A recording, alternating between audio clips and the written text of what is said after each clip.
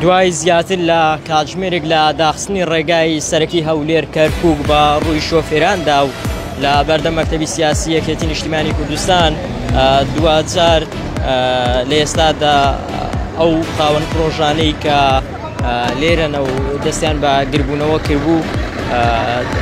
لە هەوڵیکردنەوەی ڕێگەکەدان و